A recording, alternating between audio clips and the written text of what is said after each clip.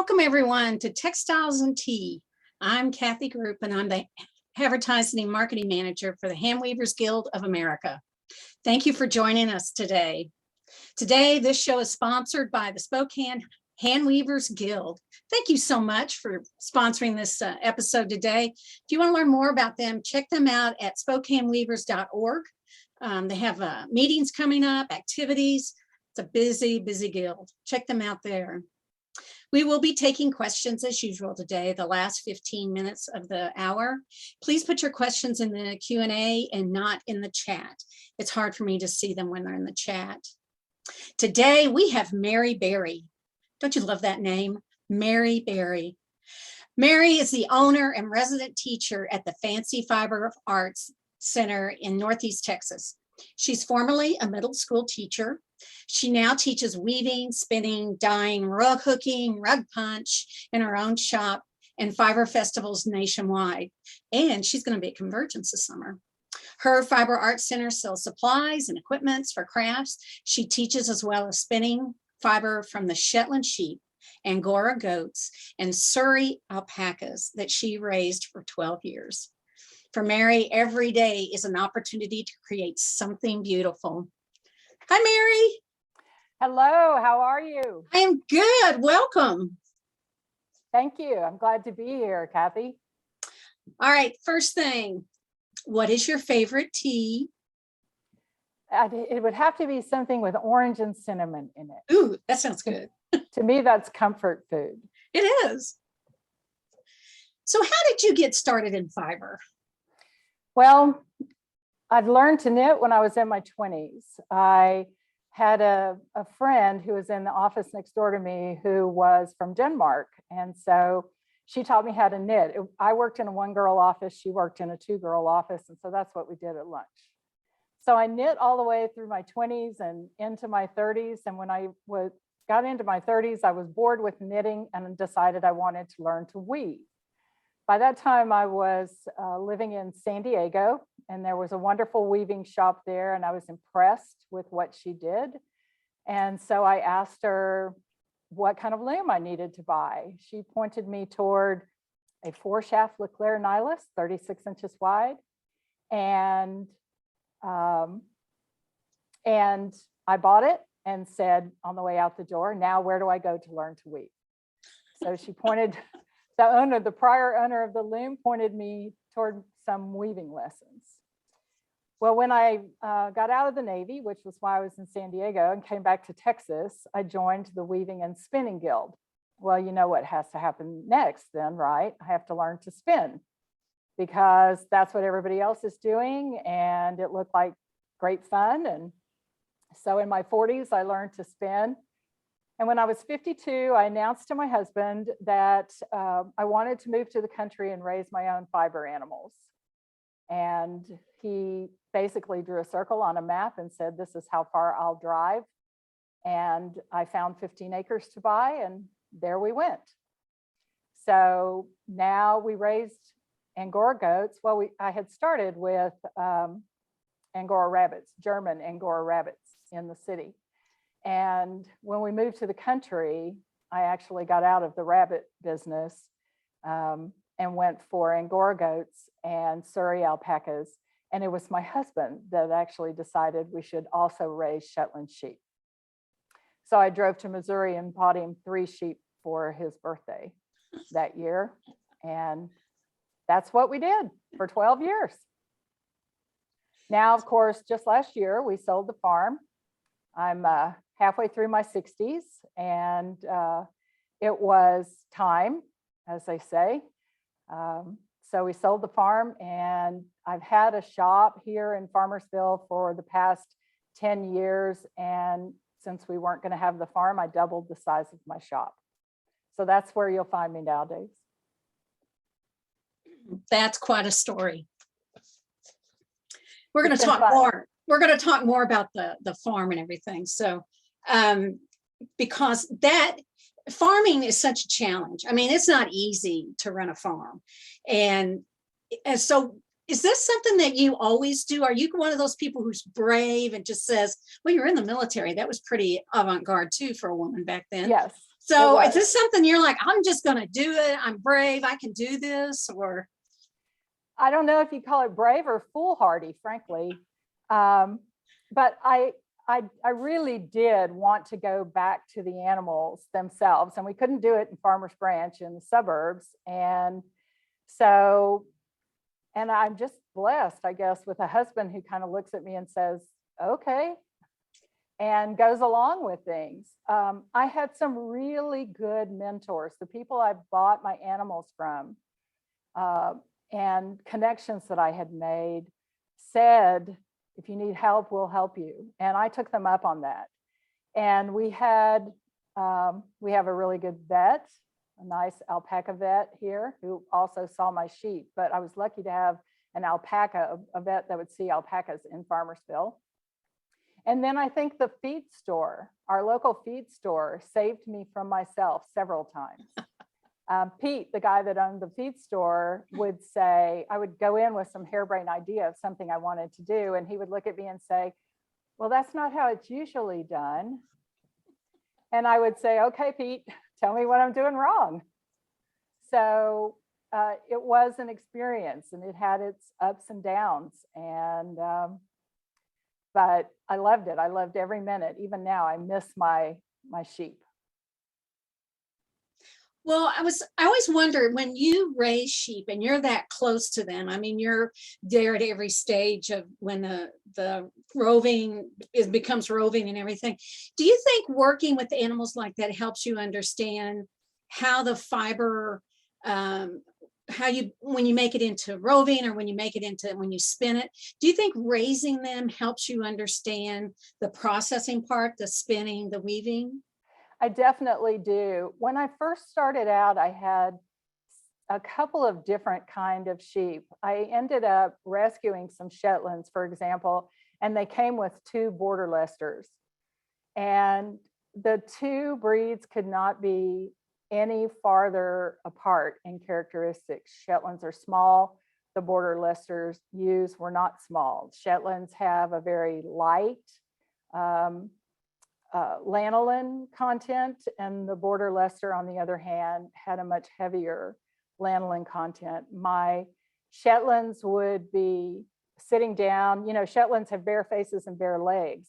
And so they would have their legs all cuddled up under them and be sitting outside, while the border Leicesters would be romping around in the snow, and the Shetlands were being a little bit more cautious, being a little more warm, but then the border Leicesters would suffer more in the summer. So we had to be very careful about shearing. Mm-hmm. So I learned about washing the fleece. And of course, when a lamb is born, all Shetland lambs are born either black or white. And you can't tell what color they're going to be until about 6 months in, when their fleece comes in. Then you can part the fur they were born with, which is not only Shetland wool, but some kemp, some stringy, some wiry, hairy stuff that you're hoping is a surprise when you first do it. And then you hope it's going to come out because it's not good. And you can part their fur and see what color they're going to be as an adult.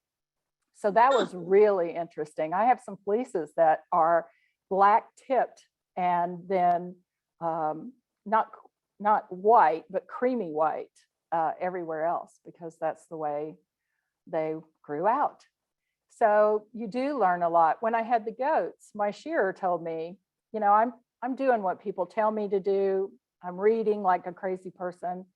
But one year he had a hard time shearing my goats, and he said, you're feeding them corn, aren't you?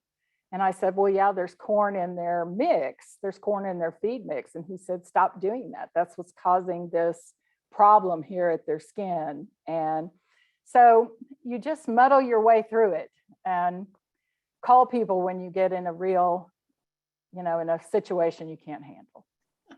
That's just the way it's done. You could be teaching, farming 101. I could teach a lot about making mistakes. I could teach a lot about, trying to walk a herd of boy goats, across a muddy pasture, and how that does not always turn out well. And you tend to get knocked down. You should write a book. I should write a book. You should. It'd be great. It'd be great. Well, do you think owning a fiber business, I'm talking about, does this part of your life impact this part of your life? Do you think owning a fiber business that you do impacts you as an artist, as someone who is a maker? I do, and in a positive way, and then also in not so positive a way. I'm in a positive way because I can surround myself with more eye candy than the average person would ever realize that there is out there. I have 3,052 square feet. And you talk about colors and yarn and dyes and it's like being in heaven to have all of these things around me that I can pick and choose from, whether I'm spinning, whether I'm rug hooking, or whether I'm weaving. So that is a very positive thing, but it's a business also. Mm-hmm. And running the business part is not necessarily, it takes time. It takes time. And since this is mainly where I create, we have a fairly small house. I do have a craft room, but it's limited. And since this is mainly where I create, I just find I spend more time up here. I stay late in order to get things done that I want to do, working on my projects. Good. When I can't get them done during the day. Well, I love the building front. Oh my gosh, it looks like a museum. Isn't it? It kind of is supposed to look like the Alamo. My landlord told me that he was going to put the facade back to what it originally was, which was brick, either this year or next year. So we'll see how it comes out. Oh, yeah. Great windows in the front too. This is stucco though, and it's starting to fall off. Oh. So it's really time. But we enjoy it. Would you talk about would you talk about Deborah Valencia, and that the two of you produce some patterns together? Can you talk some about her and then how that came about? Sure. Deborah Valencia is a textile artist and textile designer in California. And I stumbled onto her work quite by accident. I actually went to her YouTube channel when I was looking for some information on shibori dyeing. And then I looked her up and realized who she was and started looking at her designs. And I thought, this is exactly what I want. So much of rug hooking is primitive, muted colors, or landscapes, or there are some people that do a really good job at people. I am not one of those, rug hooking faces and shading and things like this. I wanted something that was just full of color. And so I contacted her and asked her if I could license her patterns for rug hooking. And she decided we could give it a try and see how it works out. She basically had to do all of the work because we decided on a certain set of designs that I thought were accessible to rug hookers or people doing punch needle. And then she turned them into black line drawings, which is what I need to draw the pattern on linen or monk's cloth for the customer. And we went back and forth about different parts of the patterns, and I tried to eliminate anything that I thought was too small and too fussy to be part of a rug hooking pattern. And that's how we came up with this collection. And I just love it. I love the color in it. I love the fun of it.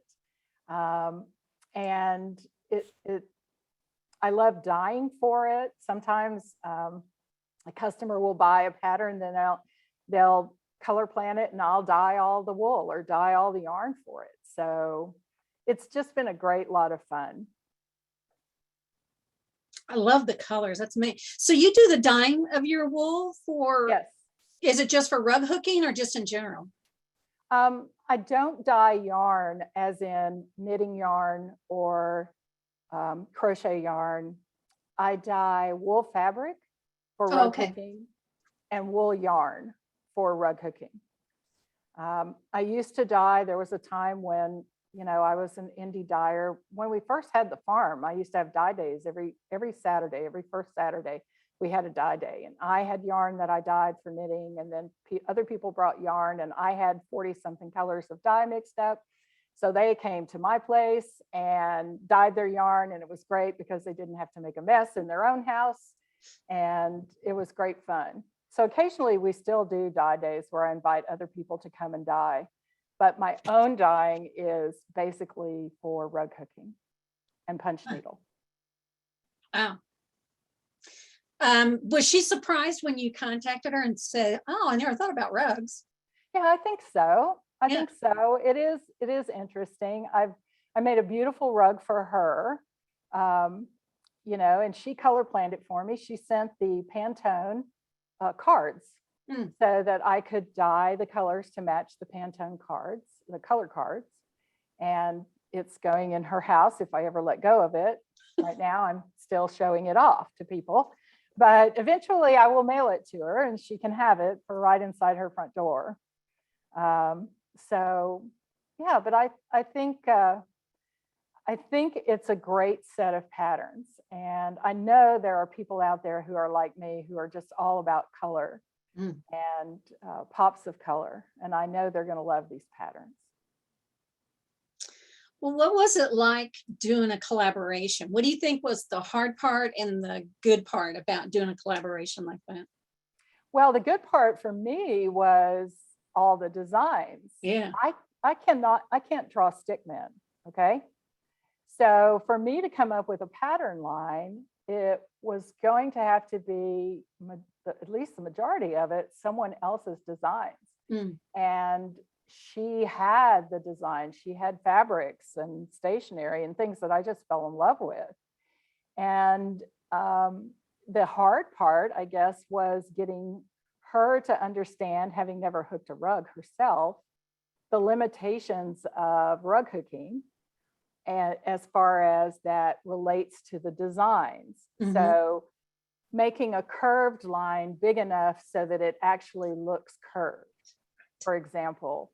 And some of the smaller details, points, don't show up as well unless you're using a very small cut of wool. So that was my job. My job was to explain, this is too fussy right here. Can we take that out, or can we make that bigger, or what can we do about that? And then, of course, her designs are open to interpretation in color by the person who's going to hook the rug. Right. So she may have represented it one way, and they may want to do something completely different with the colors for their house. So I was fortunate that she had designs that we found very, very, that made the transition from textiles, from fabric to rug hooking. It was great.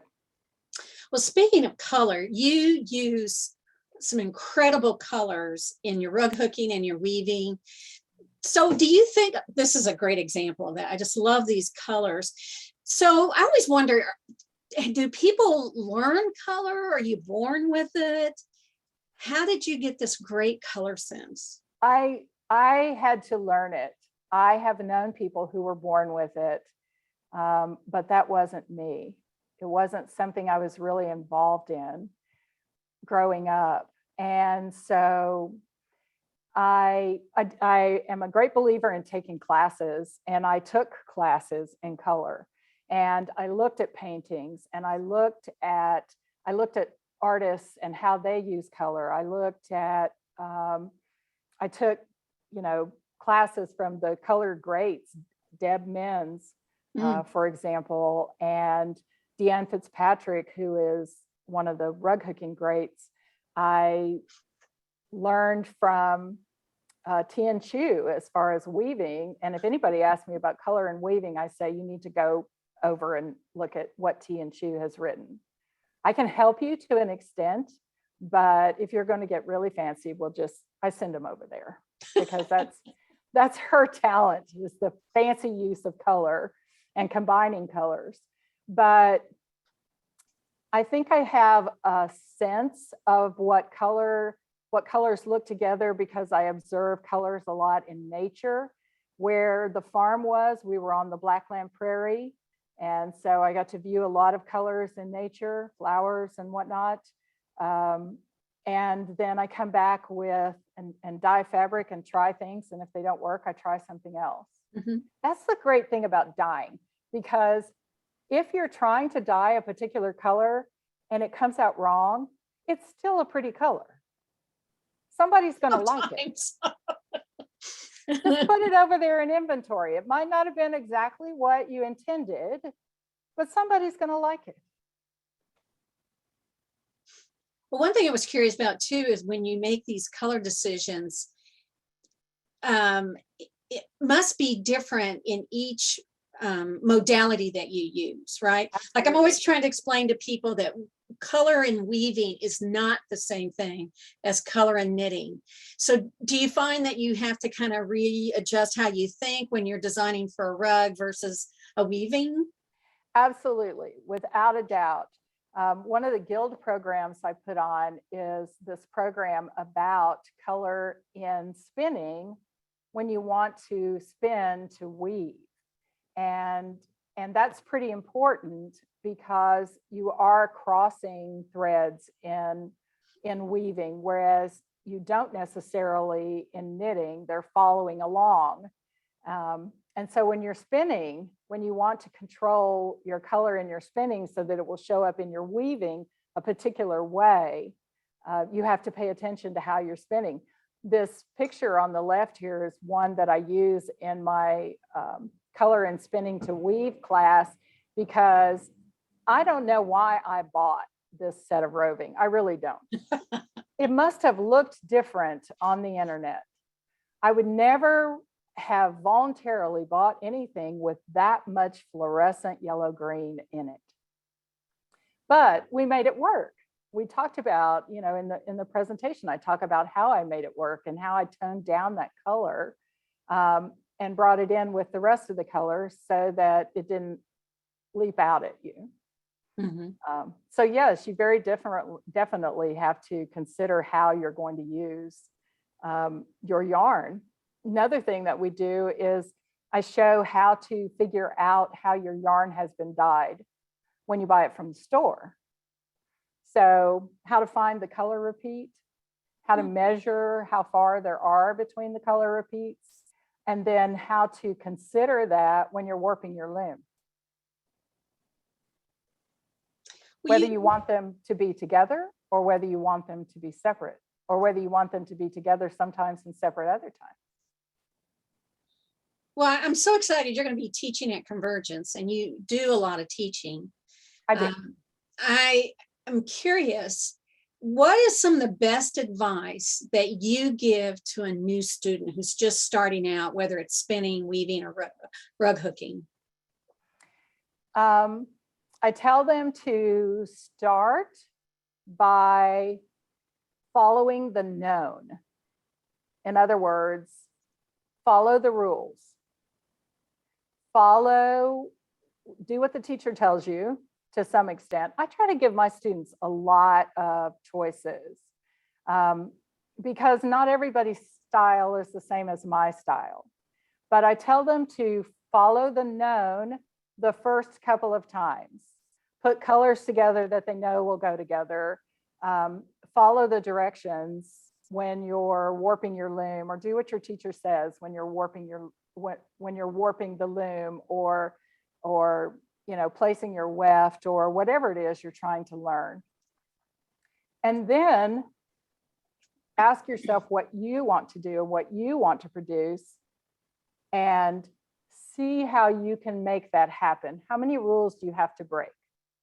How many rules do you have to bend? And then be willing to fail.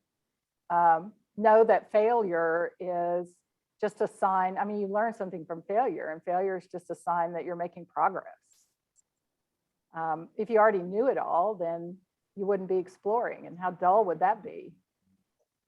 I love teaching. I think teaching is the greatest profession. I love having, right now in my weaving class, I have 7 students who come give me their Sunday afternoons, and they'll make 3 projects on a 4-shaft loom before they go. And it's just great to see it all come together. They get excited, I get excited, and yet everybody's picking their own colors, and everybody is, you know, with their 3rd project, they'll have some leeway as to what weave structure they choose. And, you know, I'll give them some guidance, but I will also let them do what they want to do. Well, then let's come up from a different point of view. What would you tell a beginning teacher? Tell a beginning teacher to know your stuff, plan, and make sure you've got everything ready. Even I goof up sometimes and find that, for example, I don't have enough cut paper to go on everybody's warp because I didn't anticipate I would need that much. And then let your students tell you where they want to go. Meet them where they are. Find out what their skills are first. Meet them where they are and ask them where they want to go, and try and get them there. That's the way I've always taught. Even when I was teaching reading, I was teaching 6th grade, below grade level readers, for example. I figure out where they are. I know where they have to go, and I figure out what interests them and how I'm going to get them there, how I'm going to get them to come along for the ride. It has to be exciting to them. The worst experience I ever had was when I hired a teacher to do some felting at a retreat that I put on. She taught a felting class, and she brought kits in for every student. She made the students do the project exactly how she had done hers. She wouldn't let anybody trade colors, wouldn't let anybody customize their kits. And that was the only year she taught for me. So, you know, especially when you're teaching adults, you have to involve them. They have an idea. They come to my classroom with an idea of what they want to weave. And you have to ask them, well, what do you see yourself weaving? And some of them have never even thought about what you could weave. When I tell them, okay, what kind of cloth is in your house? And when I say, yes, you can weave curtains or pillows or upholstery fabric, it's all cloth. The light comes on even just then, because most of the time they're thinking scarves, shawls, and kitchen towels. I'm like, fine, but I just wove my husband a great big waffle weave bath sheet because he's a big guy and he needs a big towel. So you got to figure out where they are and then get them where they want to go. That's the rule. Well, Mary, you have my admiration, and I know you can teach anything to anybody if you can teach 6th graders to read. So there you go. I know where your skill is coming from. So talk some about Wednesday weavers or Wednesday weaves. Is it weaves or weavers? Wednesday weavers. My Wednesday weavers are a group of ladies that come in and weave on Wednesday, hence the name.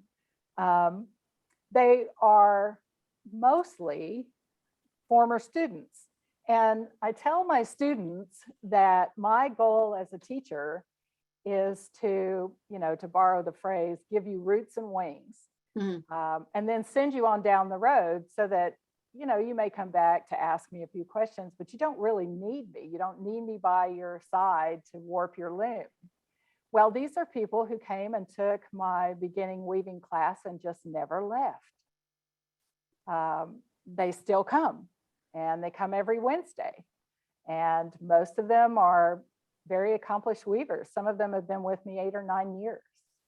And we are, you know, we're a core group of women roughly about the same age who not only love weaving together, but we share our life trials and stories. And most of them have looms at home. And then most of them have a loom they leave here in my shop. And we explore patterns together. We did a study group sort of thing on the Bateman weaves this past year, and now we're doing summer and winter.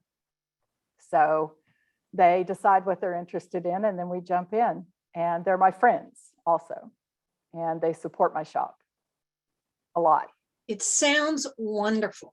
It's a great group. It just sounds like a little piece of heaven for all of us fiber artists. Yes, it is. How do you think it's changed your work that you do? They have pushed me some. They have made me learn because they expect me to be able to teach them. And, you know, that's still what's kind of going on here. And so I've had to up my game in areas that I maybe wasn't going that direction, but because they want to learn it, well, all of a sudden I better really know what I'm talking about. And so they've pushed me some, but then again, you know, they're great when I want to sit down and weave also. I don't get to weave very often, but when I do, they're excited about it as well. This year, we're all going to try and weave clothing, fabric for clothing, I think. Even if it's just a summer top out of cotton, because that's what we wear here in Texas, 10 months out of the year, if not 11 months out of the year. But that's what I think a number of us are going to do with our time. Well, yeah, I'm glad you mentioned artist earlier, that you said you look at artwork and to look at the colors, because now I want you to think about artists. If you were going to put together an exhibit, and what artist or which pieces of art or what kind of art would you want the exhibit to be? It would have to be colorful, obviously. I love Carla Gerard, even though folk art is not what I have hanging in my house. It is fun, it is whimsical, and it is the kind of art that is fun to hook. And so I love her. I love Kay Fassett. I would love to be able to license some of his patterns, but he's not interested. So I'll just design something that looks Kay Fassett-ish. You know what I mean? The vases and, you know, some other things that are not necessarily loud, but still very colorful. There are some abstract artists that I like that you can take just a little bit out of one of their pictures and turn that into something phenomenal. So, so those are the kinds of things that I would look at and look at the way they've used color and look at the composition. My brother was naturally artistic. And the biggest compliment I ever received from him was just a couple of years ago when he told me that he thought my composition skills were getting better. So that was high praise from him. I'm trying. There you go. Well, speaking of composition, because in your field, I'm sure you have to plan, especially if you're teaching or your business, you have to plan. Yes. Do you find you do that when you have time to make something? Do you plan it out? Are there times when you just kind of go, let's see what happens? I'm more of a planning person than I am of a see what happens person, except for in the dye pots. I do a lot of see what happens when I'm dyeing. I have this very careful routine that I do when I'm dyeing. Washing my fabric first, mixing the dye. I even use a lab mixer to mix my dye so that it's very thoroughly mixed. I have a routine about soaking the fabric and how long it soaks and the distribution of the dye. And then it'll be on the burner, and all of a sudden I'll just throw something in on top of it and say, wonder what color this is going to come out. And it's fun. So I do that. We call those, in my shop anyway, we call those happy accidents because that second piece that I just kind of threw in on the top when it looked like the first piece was going to turn out the right color is not something I can repeat necessarily. No matter how hard you try, right? Yeah, I'm not going to tell somebody I can do that again. That's right. So yeah, when it comes to the dyeing, I have a lot of, I do play in the dyes, but mostly with the weaving and the rug hooking, I stop and plan. We also do some embroidery. I do a lot of sashiko to wind down at night. Would you explain to people what that is? Sashiko is Japanese embroidery. It is the designs are made of a running stitch, nothing but a running stitch. But there are some rules about how the stitches can cross, and you focus on your stitches being even. And I stick with pretty much the traditional patterns where I'll use a navy blue background with white yarn. And I find that to be very relaxing, just the mundane running stitch. It has a very rich history in Japan, much more so than I'm able to explain. So if you're going to look it up, look for a true Japanese sashiko artist to find out about its history in Japan. And that's S-H-A-S-H-I-K-O, right? S-A-S-H, sashiko, S-A-S-S-H, like sash, I-K-O. I-K-O, okay. Yes. All right. And there are some excellent Japanese artists who do pay homage, who have been doing this since they were children, and who can tell you all about the rich history in Japan. Whereas mine is, I'm very much a novice and may always be a novice, but I love doing it. Well, I was going to ask, maybe you just answered that question. If, let's say you've retired, or somebody has said, let me run your business for a while, and you can go do anything you want. Which of the fiber things do you think you would do? Whether it's for a day or a week or a month? If I could get away for a while, I would travel and I would take more classes. I think there's so much left out there to learn. And there are some fabulous schools. I learned so much at Vevstuga, for example, in Massachusetts. I used to have a huge Glamocra standard loom, and I loved that loom to death, but nobody could weave on it but me. So it didn't have a place in the shop. So I would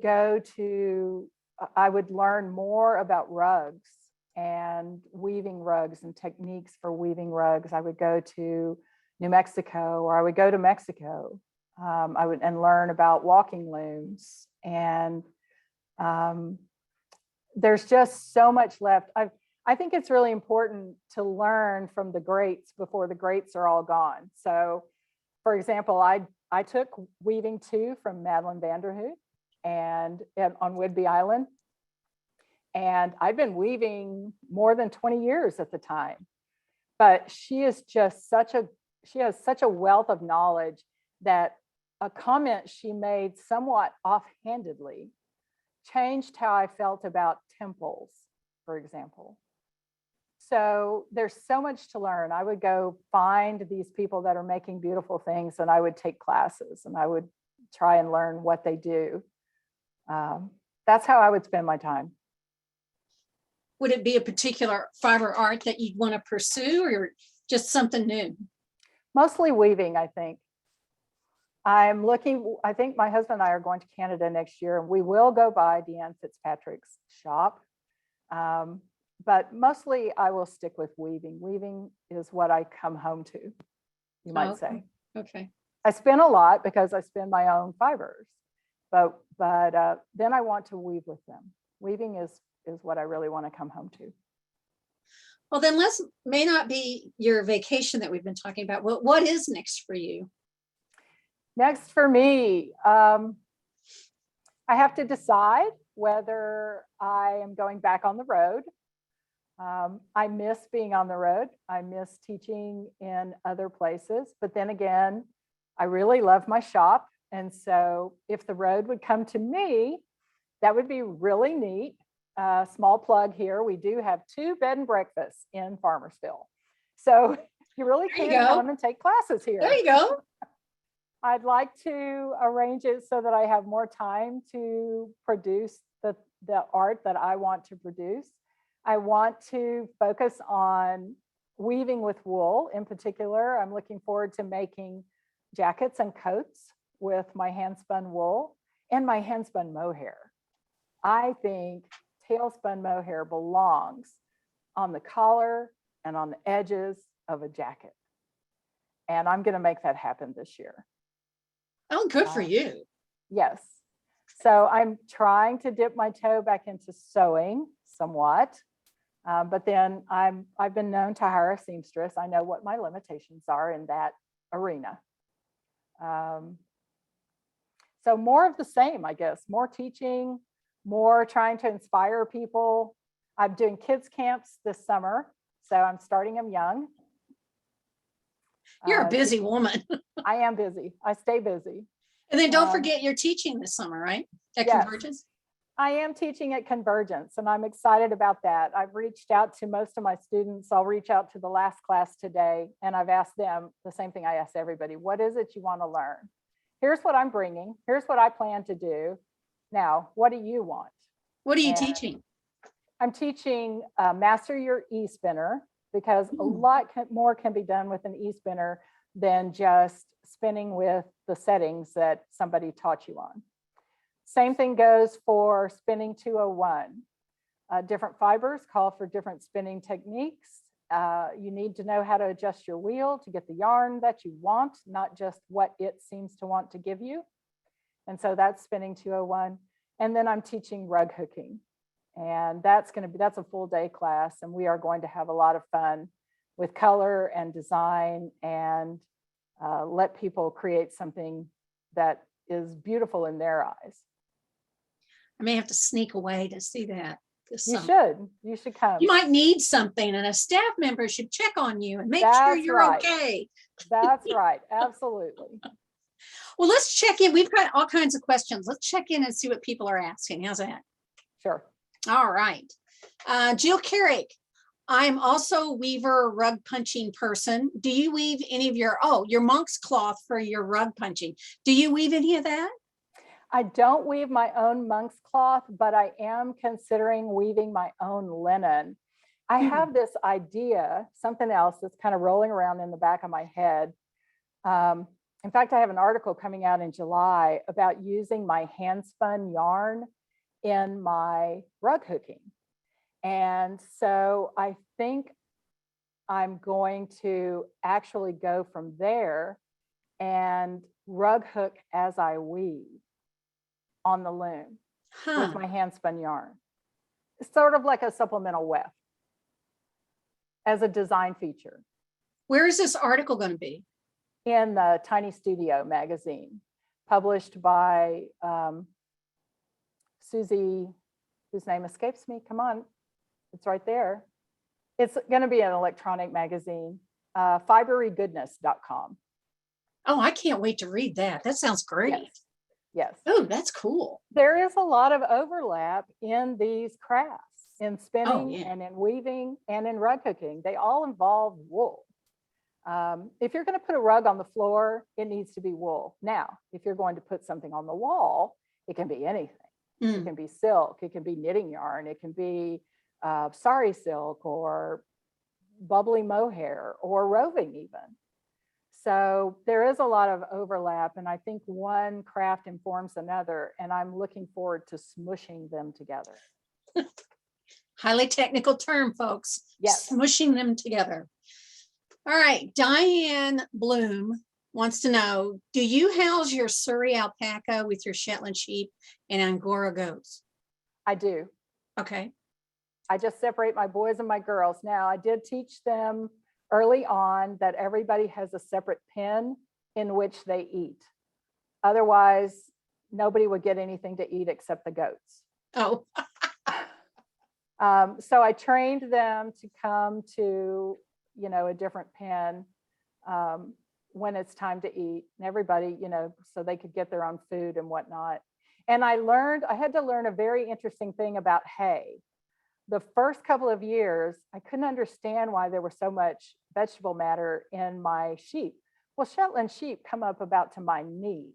They're very short. And Surrey alpacas are taller. And so what was happening was I was putting out these round bales, and the Surreys were eating off the top and dropping hay onto the top of my sheep's backs. So I had to quit doing that.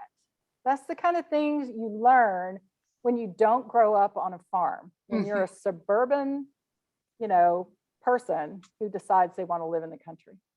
But yes, I do keep them together. And they share the same pasture and the barn and everything? Yes. Okay. Did you have any disease problems? I did not. I put out kelp for my sheep and my goats, and it is a natural wormer, natural mineral booster. When I stopped taking care of animals, when we finally rehomed the last of them, it had been 7 years since I had to worm anyone. Wow. You buy kelp in 50-pound bags from Azure Standard, Azure. Kelp. You put it out, yeah, Thorvin kelp, Icelandic kelp, and you put it out free choice. Huh.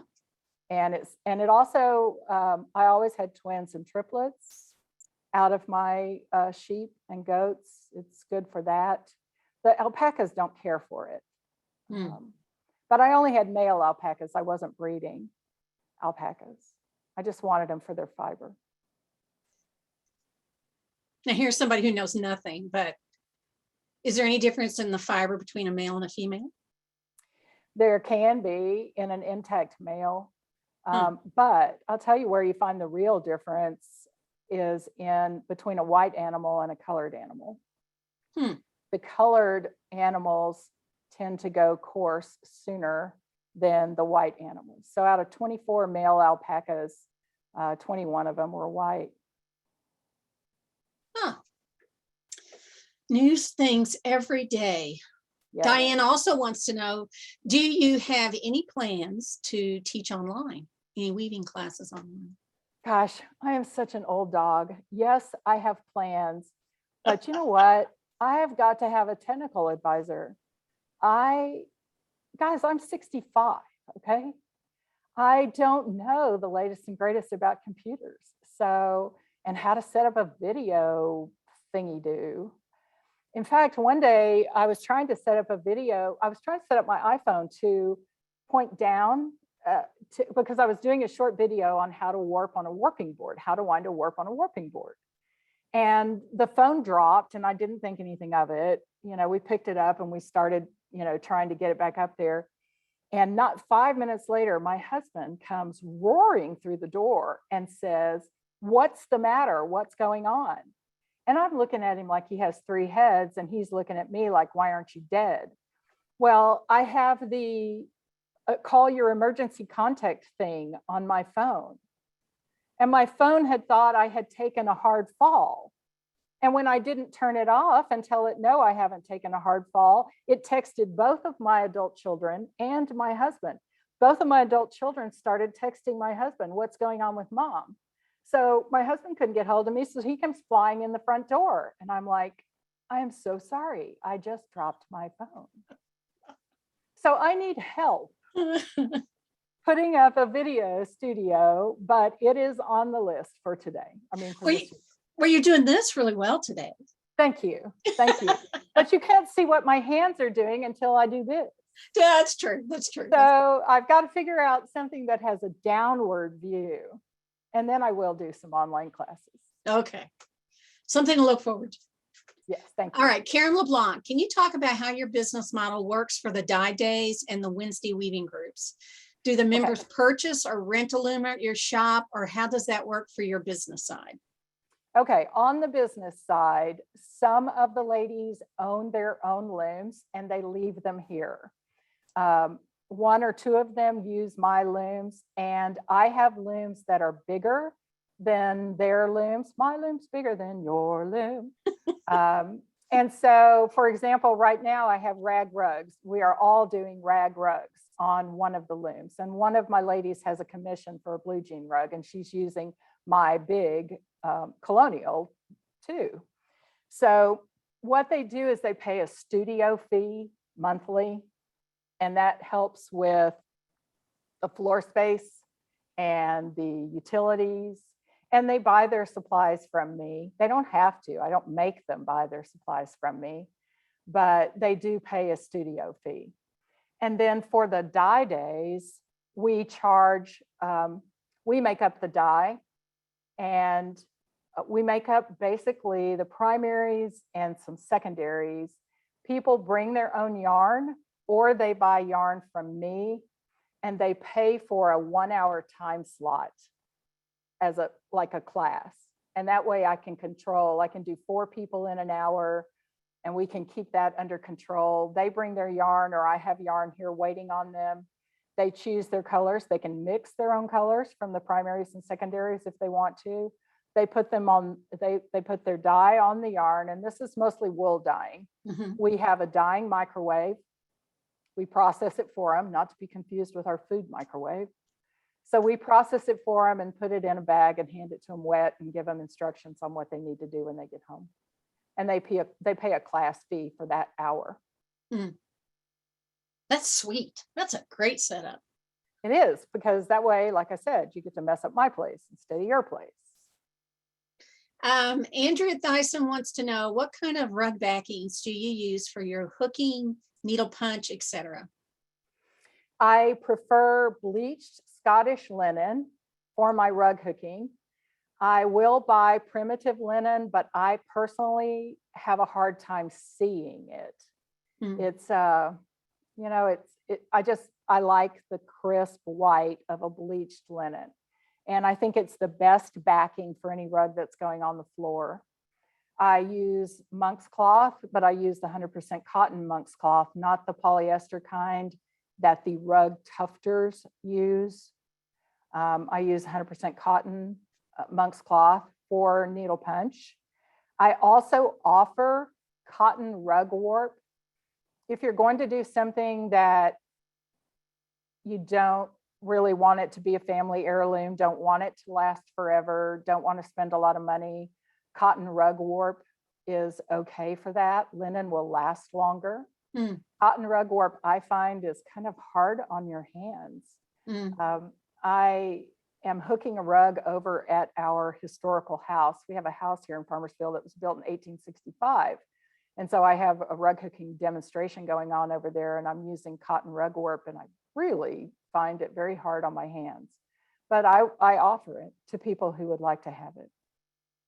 But my great preference is Scottish linen and monk's cloth. And you sell those at your store? I do. I sell them by the yard. And you sell online? I do. I have a shop that is currently located at shopfancyfibers.com. Okay. I'm hoping, another thing that's new for me this year is somebody is revamping my website and getting me a better shop. And I'm just hoping that all comes together. I'm paying someone else a lot of money to do that. Sometimes you just hand computers off. computers have passed me by. Yeah, you got to hand some stuff off, you know? Yeah, I just want to hook. I just want to weave. That's right. Let's let some youngster do that. Karen LeBlanc said, by the way, Deanna Fitzpatrick lives in Fredericton, New Brunswick. Okay, I thought she was in Amherst, but we'll get there. Okay.